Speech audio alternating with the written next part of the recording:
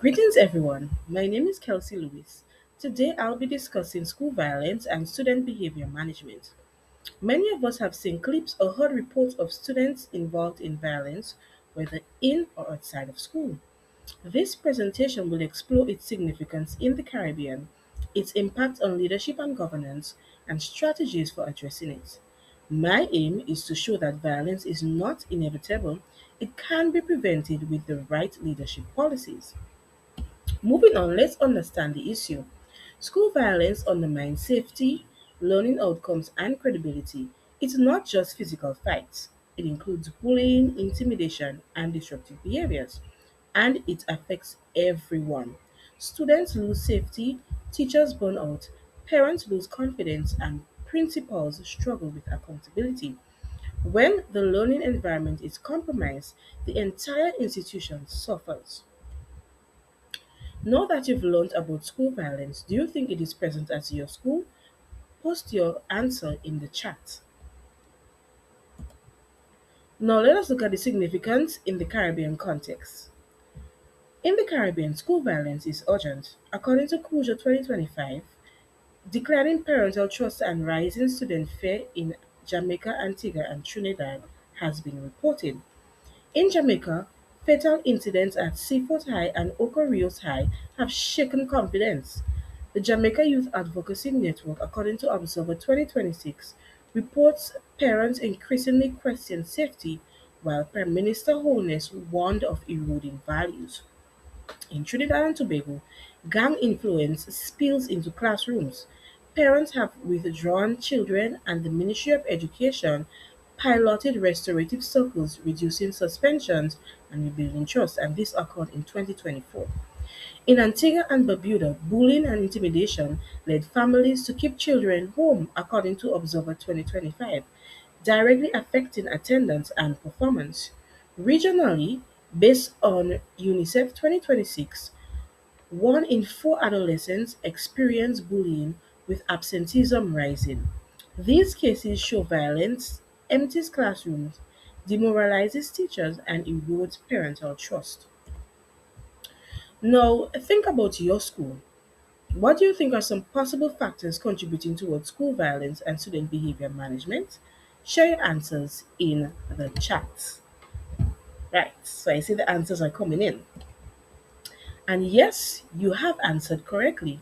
The contributing factors to the aforementioned issues are due to three main drivers.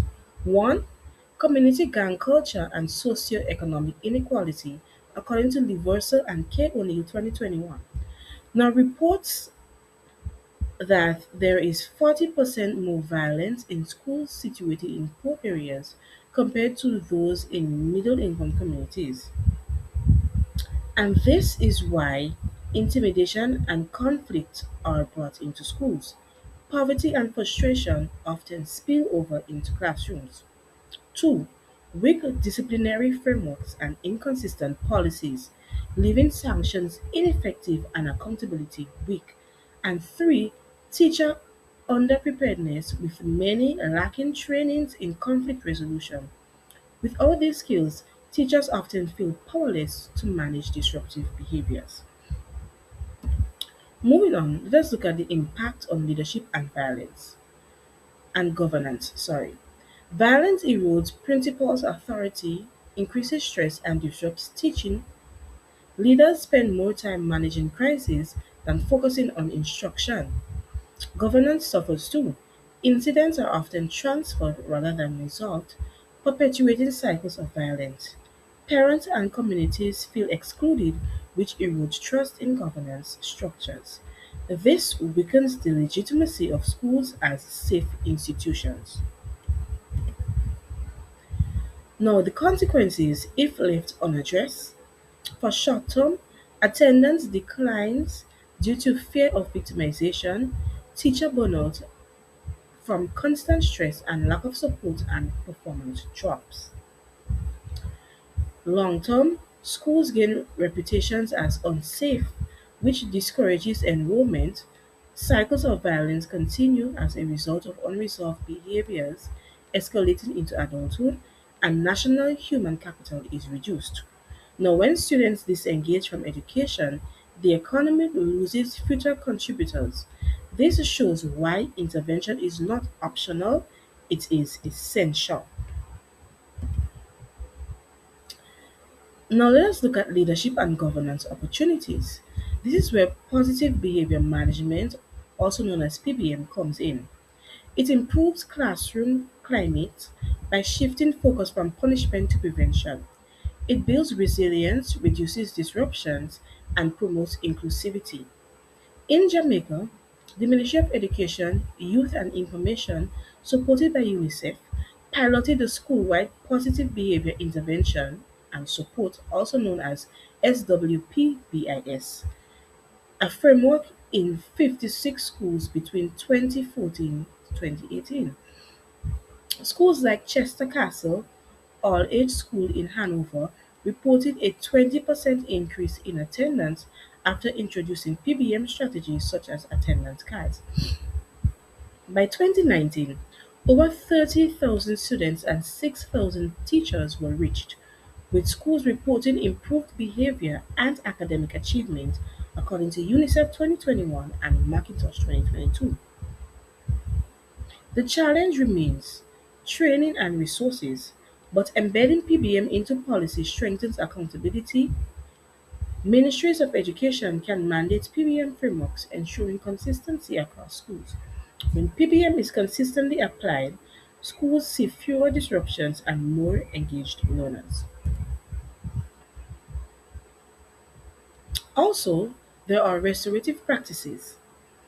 In Trinidad and Tobago, the Ministry of Education launched a restorative practice initiative in 2023 across 11 schools, including El Dorado West School, Success Laventille Secondary, and Diego Martin North Secondary.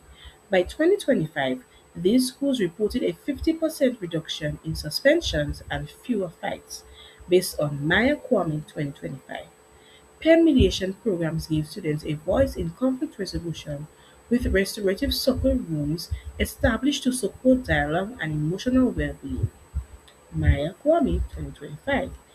In addition, innovative approaches like the village system at St. Anthony's College Diego Martin, according to Connelly 2026, use restorative discipline rooted in Caribbean cultural traditions. Students reported greater engagement, and parents noted improved trust in school processes.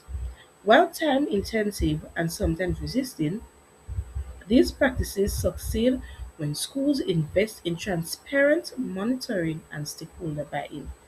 Jamaica's pilot restorative circles, spanning from 2022 to 2024, also showed a 30% reduction in suspensions, reinforcing the regional evidence that restorative approaches work, according to Guardian Media Newsroom 2025. Now for strategic recommendation number one, and this includes positive behavior management. Implement PBM school-wide. Train teachers. This means moving away from ad hoc discipline and ensuring every teacher understands how to set clear expectations, reinforce positive conduct, and respond constructively to misbehavior. Training empowers teachers to feel confident in managing classrooms, reducing reliance on punitive measures. Integrate PBM into appraisals. By embedding PBM into teacher evaluations, schools signal that behavior management is not optional, it's a core professional responsibility. And monitor with dashboards. Dashboards track disciplinary referrals, attendance, and engagement. This data helps leaders identify trends, celebrate successes, and intervene early when problems arise. Barriers include funding and resistance. Some teachers may be reluctant to abandon traditional punitive methods. Change management strategies, including peer mentoring and leadership modeling, are critical to overcoming this resistance. But success is measured by fewer referrals, better engagement, and approval from staff and parents. When PBM is embedded, schools move from reactive punishment to proactive prevention. Strategic recommendation 2 includes community partnerships. Now, schools do not exist in isolation. Violence in schools often reflects what is happening in the wider community. So, schools must engage parents and non-governmental organizations, also known as NGOs, to create a united front against violence. Parents and NGOs bring unique perspectives and resources that schools alone cannot provide. Workshops. Parents often struggle with managing conflict at home. Workshops equip them with skills to model positive behavior, which then translate into better student conduct. And after school programs, NGOs can provide mentorship, counseling, and safe spaces for students after school hours. This reduces idle time and exposure to negative influences like gangs, and safety committees build trust. Committees bring together teachers, parents, and community leaders to monitor safety, share concerns, and design joint solutions. This builds trust and accountability. Barriers include mistrust and socioeconomic limits, but success is seen in higher parent involvement, fewer community linked incidents, and a stronger school image. When communities and schools unite, students see a consistent message that education and safety matter. Strategic recommendation number 3: teacher contracts. Now, link teacher appraisals to behavior management outcomes. So, teacher performance contracts are a governance tool designed to strengthen accountability in schools. Contracts should outline clear indicators. Contracts should clearly define expectations such as reductions in classroom disruptions, improved attendance, and evidence of proactive behavior management strategies. Require professional development. Contracts should require teachers to participate in ongoing training, ensuring they are equipped with modern tools like positive behavior management and restorative practices, and include peer reviews. Now, peer reviews encourage collaboration and transparency. Teachers can learn from one another, and evaluations become less hierarchical and more developmental. Unions may resist, but improved attendance, discipline, and professionalism show the value. Contracts are not about punishment, they are about accountability and growth. Now, this is your moment to shine. Reflecting on leadership and all that was shared so far, tell me two things you have learned. And I'm looking forward to the responses in the chat. Now, for my reflection on leadership, as emphasized in EDLM 2005-2026, ethical leadership is the cornerstone of accountability and fairness in education institutions. So, as I reflect on leadership, three competencies stand out: conflict resolution, emotional intelligence, and policy literacy. Ethical leadership balances justice with care, ensuring sanctions are fair and transparent. Innovation and adaptability are vital. Using digital monitoring like cell programs and responding to new challenges like cyberbullying. The lesson is quite clear. Violence is preventable when leaders embrace collaboration, transparency, and accountability. Leaders must model integrity and adaptability, showing staff and students that change is possible. In doing so, they transform schools into safe, supportive environments where learning can thrive. Thank you for your time and participation. This is the end of my presentation. You all have been wonderful. And these are my references.